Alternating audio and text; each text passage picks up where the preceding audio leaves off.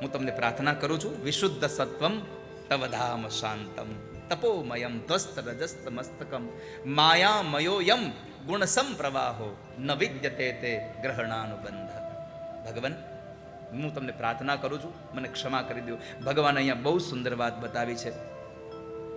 ઇન્દ્રએ ભગવાનને કીધું કે પ્રભુ, તમારી કૃપાથી મને સત્તા મળી છે. જો તમારી કૃપાથી મને સત્તા મળી છે. તો ભગવાને શું કીધું ખબર છે? મારી બે કૃપા છે ઇન્દ્ર. મારી કૃપા થાય તો સત્તા મળે, અને કઠોર કૃપા થાય તો સત્તાથી ભ્રષ્ટ કરી દઉં. ભગવાનની બે કૃપા છે.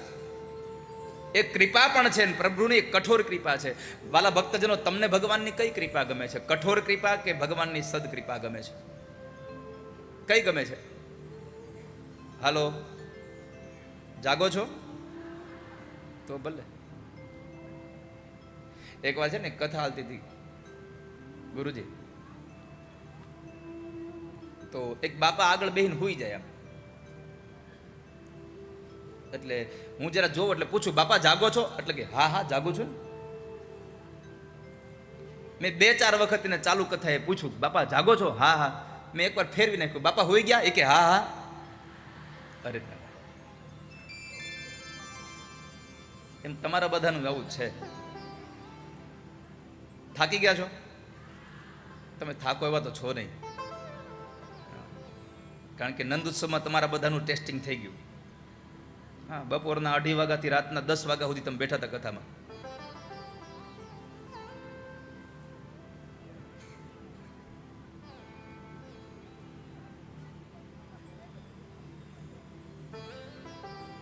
ભગવાનની સૌથી કૃપા જો આપણને પસંદ હોય ને તો કઠોર કૃપા છે. કેમ? પરમાત્મા કૃપા કરે એટલે સુખ આપે, અને ઇન્સાનને સુખ મળે એટલે ભગવાનથી થોડો દૂર ચાલ્યો જાય. નિયમ છે આ સંસારના જીવાત્માનો. સુખ મળે એટલે થોડું ભગવાનથી ડિસ્ટન્સ થઈ જાય. સાયકલ લઈને ઓફિસે જતો હોય, કામે, ફેક્ટરીએ, તો રસ્તામાં મંદિર આવે એટલે ઊભો રહે, ભગવાનને દર્શન કરવા જાય, પાછો બહાર આવે, સાયકલ લઈને વયો જાય. સાંજે ઘરે આવે, દર્શન કરતો જાય ને પછી ઘરે જાય. જેવી મોટરસાયકલ થાય એટલે ટીટ ટીટ કરીને વયો જાય, હોર્ન વગાડતો જઈને વયો જાય. કૃપા વરસે ભગવાનની તો આપણે ભગવાનથી દૂર થઈએ છીએ. જ્યારે તમારા ઉપર કઠોર કૃપા વરસે અને તમારા જીવનમાં દુઃખ આવે ને, ત્યારે વાલા ભક્તો યાદ રાખજો, પરમાત્મા એની નજીક બોલાવે ને એને દુઃખ આપે છે. ભગવાન જે જીવાત્માને પોતાની નજીક લાવવા ઈચ્છે છે એને પરમાત્મા દુઃખ આપે છે. સુખમાં હું વિસરું તને, દુઃખોમાં હું યાદ કરું, મુશ્કેલી જ્યારે પડે ત્યારે તને યાદ કરું. ભગવાનને કહ્યું, જ્યારે જ્યારે મને મુશ્કેલી પડે ત્યારે હું તને યાદ કરું છું.